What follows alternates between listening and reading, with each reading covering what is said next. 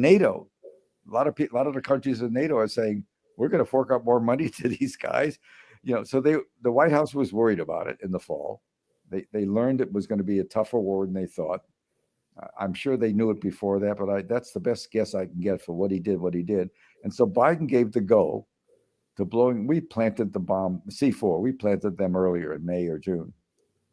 The CIA and other groups did, working with the Norwegians. We did what the president wanted. That's what they do for a living.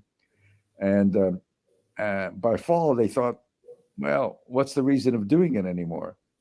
They were initially assigned before Christmas of 2021, when Russia was building up on the. Remember, they were building up in Belarus. I'm assuming your audience is. I've been told it's a good audience. They read and think. So the Russians spent a long time showing their cards, and in December, the White House organized a meeting, a very top secret meeting. That's in my story. A guy named Sullivan, Jake Sullivan. Yep. Who's no more than 2 or 3 times over his head, but at least 2, maybe 3. So Sullivan, he worked for Hillary. He was her lawyer, and he worked for a guy named Stowe Talbot, who's a friend of mine, but whose mission in life was to build up NATO and stick it to the Russians. Look, don't misunderstand me. Putin did what he did was wacko, starting a war, the most bloody war since World War II. You cannot respect him for that, but you can't say he didn't have some provocation. He made a deal in 1990 to let Germany, the history is it's not unimportant. West Germany and East Germany merged. We had a Cold War going. East Germany was in the Warsaw Pact, for God's sakes. And it was all over for the Russians in 89 and 90. Everything collapsed. Their economy collapsed. And so East Germany joined West Germany, and the new Germany wanted to go into NATO. Gorbachev was then the boss of the Russians. And he said, you could do it, but make a promise that you won't expand NATO to the east, up to our borders. And Russia always considered Ukraine to be a subcultural. It was just a big landmass that protected him from Western Europe that didn't like him. And but just to give you an example, in 1932, there was a great famine. 22 million people in the Ukraine starved to death because Stalin took all the grain and moved it up to regular Russia. I mean, the treatment of the Ukrainians by the Russians has been horrible. And there's that factor too. But in any case, suddenly we're in a war with Russia. NATO's in a war with a no end. And if NATO and America want more bombs, we have to go to contractors. We have to go to one of the big defense industries. We have to make a contract. It has to be lawyered, has to be a kill fee, has to be all this regulations, have to have investigators and people inspecting the process. When Putin wants to do arms, he controls the industry. He says, you guys stop making what you're making and make me more bombs. He's got, he's got total control of the industry. We did that in World War II. Remember the woman, all the women who went to work and they were turning out one ship a week. Remember that? Yep. And airplane after airplane. Rosie the Riveter. Rosie the Riveter. You remember that? I remember the song. It was for my time. We're going to take a break now. We've got a lot more going on. And this is why you subscribe to the Trends Journal. Get the Trends Journal, the best investment you could make, because it's the best investment into your mind, and it can change how you look at the world. Over the last 30 years, Gerald Celente has been more accurate about predicting what would be happening than anyone else I'm aware of. The Trends Journal is one of the greatest sources of information, and and it really is. You're predicting these things well ahead of time. I would encourage everyone to go grab the latest copy. I've been a Trends Journal subscriber for 20 years. I just have to commend you. What you guys have put together in your latest Trends Journal, there's nothing like this out there. Sir, everything that you predicted about the economy, you were absolutely right.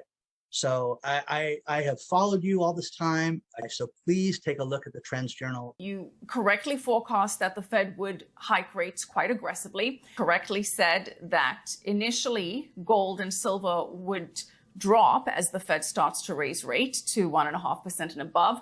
When we spoke last, Bitcoin was around 49,000. You said you expect to drop, and if it drops below 30, 35, then it could really drop. Trends Journal, which I would encourage people to go and check out. It's actually a 200-page document, pure data-driven analysis. Gerald Celente, the top trends forecaster in the world. Gerald, you had an interesting call back in September of last year. You said gold had bottomed, which is exactly what happened. And here we are, and we're above $1,900.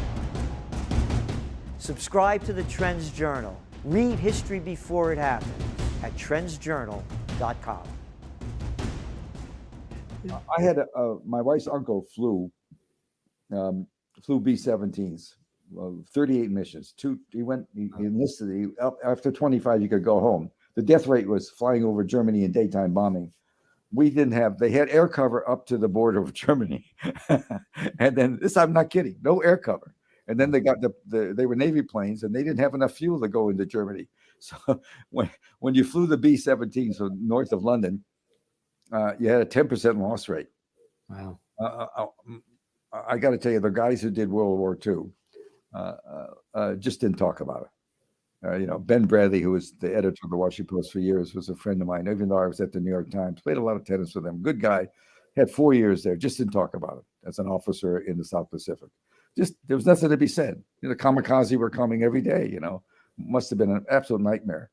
But these guys, they lost 10%, and every week 4 or 5 more B-17s with young kids that barely knew how to fly would come in from America, be ferried in, and it just every week more and more planes. The one night my uncle got drunk with my wife's uncle. He was my uncle too. I knew him many years. Norman was his name. One night he got drunk with me really badly, and he told me what he never talked about.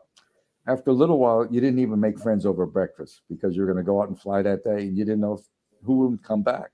So He didn't make friends. He chased the girls in the community. He's a very handsome guy, so he was all right with that. But you didn't make friends, and when the rotation for the 8th Air Force rotated, and in other words, the 8th Air Force, 500 planes would be going on daytime attacks, and everyone twice in those 43 missions, he was the lead guy, which meant that he's the guy. He's over the target. He's got to be over the target. He's got to stay, and every Messerschmitt and every Ack is on the lead plane, so they know they're going to get hit. And they go in, and the door gunners load up so many ribbons of guns, big heavy guns. That plane can almost not get off. And as soon as the cover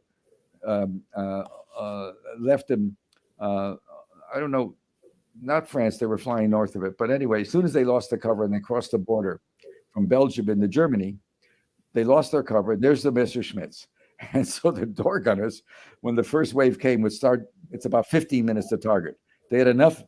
They would shoot for 15 minutes straight. And if another the B-17 happened to somehow end up in their line of sight, it was shot down. They would just shoot. And you get over target, and you'd be riddled. You'd come home with at least one engine out and holes in the plane. The rescue crews. It was just amazing to do it. And anybody that knew anything about war, like the military guys do, the generals may like it, but I got to tell you, the guys who fight it, they're not interested in another war. Certainly not with Russia. But I don't know where we're going with this stuff. Well, going back to what you said, we publish a magazine, the Trends Journal. This is from 2014, when the United States launched a coup to overthrow the democratically elected government of Viktor Yanukovych. And the article was written by Paul Craig Roberts, former assistant Treasury Secretary under Reagan. Washington is driving the world to the final war. He goes on to say, Washington concluded that Russia needed to be confronted with or distracted by problems that would leave the Russian government less confident or able to counter Washington's aggression elsewhere. Ukraine presented the perfect opportunity for Washington to advance its hegemonic agenda. In a speech at the National Press Club last December, which was December 2013, and I remember watching it, Assistant Secretary of State Victoria Nuland boasted that Washington had invested $5 billion in non-governmental organizations, NGOs, in Ukraine for the purpose